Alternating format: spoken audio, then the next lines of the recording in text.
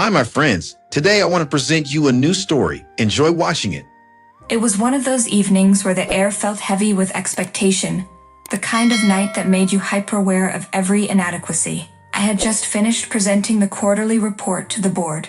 The applause was polite, almost rehearsed, and I couldn't help but think about how Claire's achievements were met with standing ovations and effusive praise. She wasn't here tonight, but she was always present, in the way people compared us, in the way her name lingered in conversations. By the time I got back to my apartment, the ache in my chest had become almost unbearable. The living room was dim, lit only by the glow of my phone, which buzzed incessantly on the counter. 3 missed calls from Mom. The sight made my stomach churn. "Bella, call me back when you can," her voicemail played. Her voice was clipped, businesslike, as if I were her assistant. "Claire's receiving her next award this Friday, and we'd like you to be there. She's worked so hard for this, and it would mean a lot to her." No mention of the success of my project. No congratulations. Just Claire. Always Claire. I tossed the phone onto the couch and opened a bottle of wine, pouring myself a glass as the darkness pressed closer. Memories of our childhood crowded my thoughts. Claire receiving applause at piano recitals while I sat unnoticed in the audience, her grades celebrated while mine were dismissed with a good but not enough. The shrill ring of the phone interrupted my thoughts, and this time I answered. "Bella." Mom's voice snapped through the line. "Why haven't you called me back? You can't ignore family obligations." "Family obligations?" I repeated, my voice quieter, tinged with bitterness. "Like you ignoring my presentation this week?" "Oh, don't be dramatic," she sighed. "Claire's ceremony is far more important. It's not every day you win the Analyst of the Year award." I clenched my fist around the stem of the glass. "And what about my work? Doesn't that matter to you at all?" "Bella, you're always so sensitive. Of course we're proud of you, but Claire's accomplishments are just bigger." The line went silent for a moment, as if she were daring me to argue. I didn't. What would have been the point? That night, sleep didn't come easily. I kept seeing Claire's perfect smile, hearing the echoes of her laughter at our family dinners when I was barely acknowledged. It wasn't jealousy. It was the aching, gnawing question of why I was never enough. The next morning as I was driving to work, there was an accident. The screech of tires. A deafening crash. The sharp, searing pain that followed as my car crumpled like paper against the guardrail. I don't remember much of what happened next, only the blur of paramedics shouting and the cold, sterile smell of the hospital. When I woke up after surgery, my chest felt heavy, not just from the physical pain, but from the weight of loneliness. The nurse handed me my phone, and I braced myself for messages of concern. Nothing. Not from Mom. Not from Dad. Not even from Claire. Hours later, I overheard the nurses chatting about how proud parents often rushed in to comfort their children. My stomach sank further when one nurse asked, "Isn't her family coming?" They said they're attending some event. Another replied in a hushed tone. I swallowed hard, trying to keep the tears at bay. My parents chose to be at Claire's award ceremony instead of being by my side during this difficult time of my life. For the first time in my life, the anger burned brighter than the sadness. The air was crisp as sunlight streamed through the blinds of my hospital room. I sat propped up in bed, fiddling with the loose threads of the blanket draped over my legs. The dull ache from the surgery had become background noise, a constant reminder of the accident, though it was nothing compared to the heaviness in my chest. The TV in the corner buzzed softly, providing the only company I had. The morning news anchor's polished voice filled the silence as I stared absently at the screen, my mind drifting back to the night of the crash. Breaking news regarding Claire Burke, the celebrated investment analyst and winner of multiple accolades. I froze, my fingers tightening around the blanket. Claire Burke has been arrested early this morning in connection with an alleged embezzlement scheme involving millions of dollars from corporate accounts. Sources indicate the charges include falsifying financial records and insider trading. My stomach dropped. The screen showed a grainy photo of Claire in handcuffs, her expression unreadable as she was led into a police car. I barely had time to process what I'd heard when my phone buzzed on the side table. I grabbed it instinctively, and the screen lit up with Mom in bold letters. "Hello." My voice was hoarse, but I didn't care. "Bella." Mom's voice was frantic, panicked in a way I had never heard before. Have you seen the news? It's Claire. They're saying she's been arrested. This is a nightmare.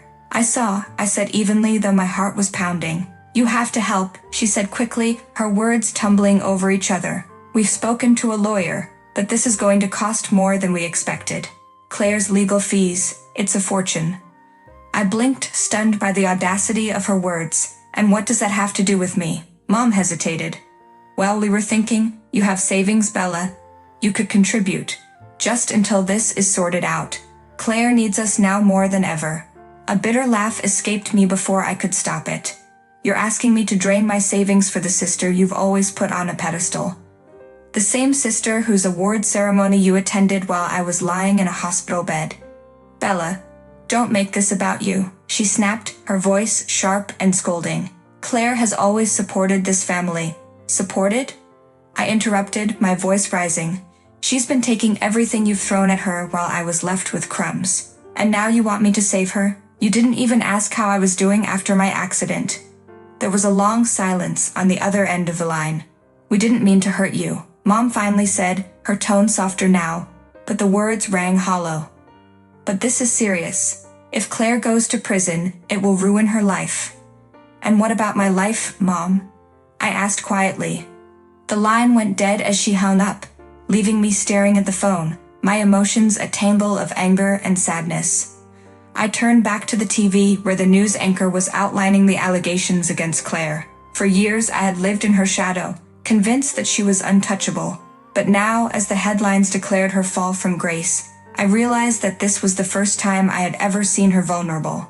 And for the first time in my life, I wasn't sure if I wanted to save her. The air was tense as I sat at my dining table, staring at the envelope that had been slipped under my apartment door earlier that morning. It bore no return address, just my name scrawled in jagged, hurried handwriting. Something about it felt off.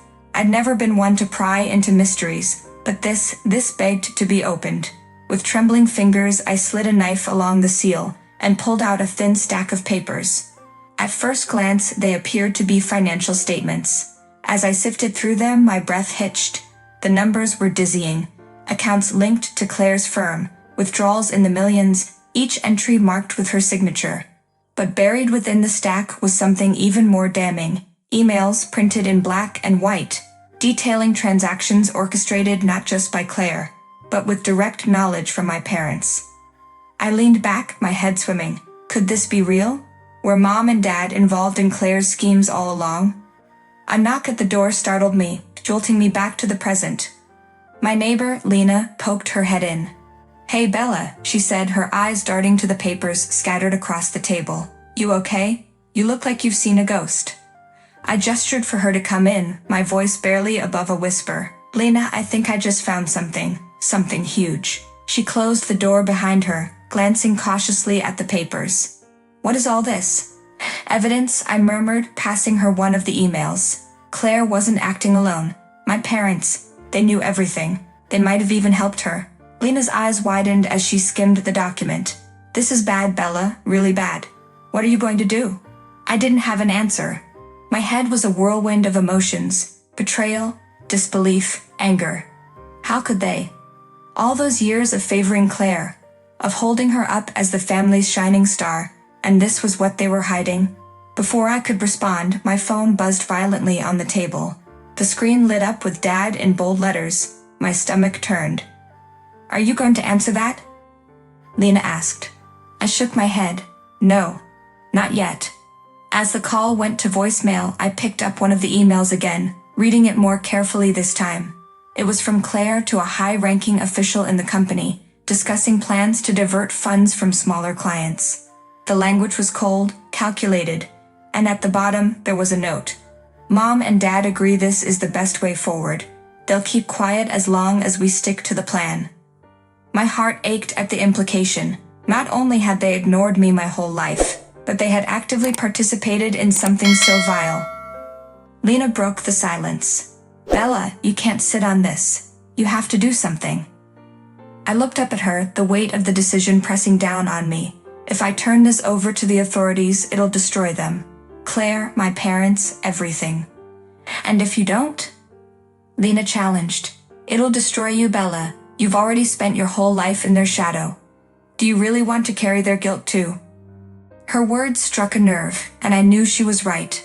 Slowly, I gathered the papers, my resolve hardening. I need to make a call, I said, reaching for my phone. Lena nodded. Good. As I dialed the number for the authorities, my hands shook, but for the first time, it wasn't from fear. It was from determination. I sat in the back of the cab, gripping the manila folder containing the evidence like it was my lifeline. The city lights blurred outside the window, but my focus was on the storm of thoughts swirling in my mind. The meeting with the authorities was set, but I wasn't sure what I feared more, turning in the evidence or the fallout it would bring. As we approached the downtown precinct, my phone buzzed for the umpteenth time. Mom. I ignored it, but the voicemail notification popped up almost immediately. Bella. Her voice crackled through the speaker as I hesitated before stepping out of the cab. We need to talk. Claire's situation is spiraling, and we need your help. Your family. Call me back. I shoved the phone into my pocket, feeling a familiar mix of anger and exhaustion rise within me. Family. That word had been thrown around like a weapon lately, a desperate attempt to manipulate me into falling in line.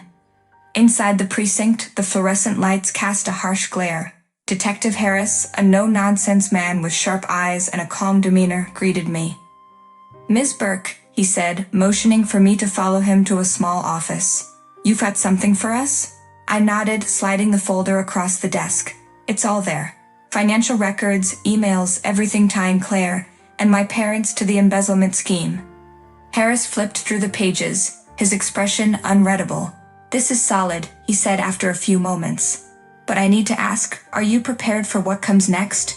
This will be big, public. It might even get ugly. A pang of doubt hit me, but I swallowed it down.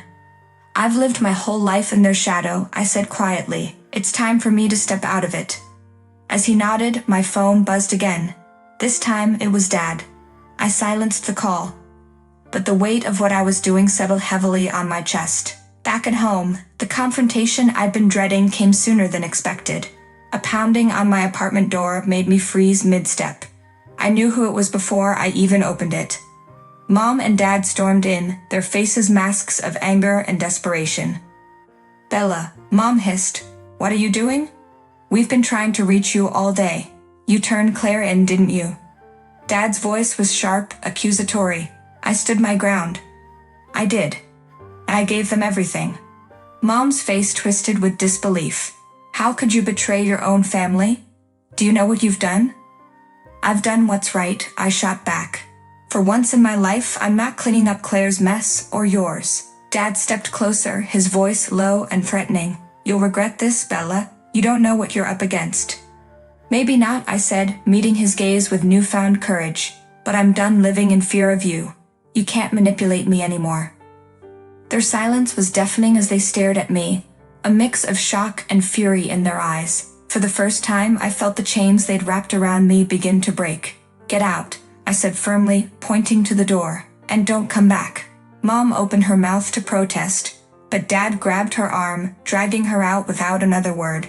As the door slammed shut behind them, I sank onto the couch, my heart racing. The path ahead wasn't clear, but for the first time, it was my own.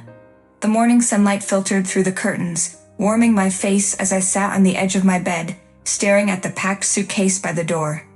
The air in the apartment felt lighter, as if the weight of years of neglect and betrayal had finally lifted.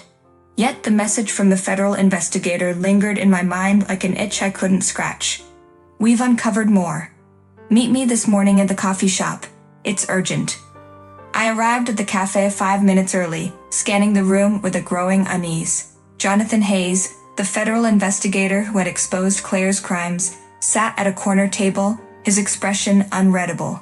His briefcase rested on the seat beside him, ominous in its presence. Bella, he greeted as I approached, gesturing for me to sit.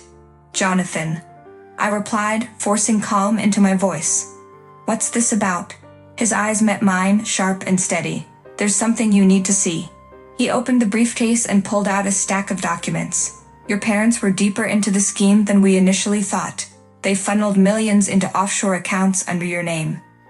My breath caught. What are you saying? They set you up as the scapegoat in case things fell apart. I stared at the papers, disbelief crashing over me. No, they wouldn't. But even as I said it, I knew they would. That evening, I stood in my parents' living room, the documents clutched tightly in my hand. They looked up from their seats on the plush sofa, their expressions shifting from feigned surprise to thinly veiled annoyance. "What's this?" my mother asked, her voice clipped. "You know exactly what it is," I said, my tone steady despite the rage simmering beneath. "You tried to ruin me to save yourselves." My father leaned back, smirking. "Don't be dramatic, Bella. We've always done what's best for the family." "For the family? Or for Claire?" I shot back. My mother rose to her feet, her face flushed. "We didn't have a choice. Claire's success keeps this family afloat. You wouldn't understand." I laughed bitterly. No, I wouldn't. Because I've never been part of this family, have I? I was just the backup plan, the safety net you could throw under the bus. The confrontation ended with me walking out the door for the last time, leaving them to face the fallout of their actions. A week later, the authorities arrested my parents at the airport as they attempted to flee the country. Months later, as I stood in the doorway of my new office at a nonprofit organization, I glanced at a photo on my desk. It was a picture of me on the day I moved into my apartment, smiling beneath a sky so blue it seemed endless. For the first time, I felt truly free. Friends, what do you think of this story? Write your opinion in the comments. Would you like more stories? Don't forget to subscribe and hit the bell button so you don't miss any videos. See you tomorrow.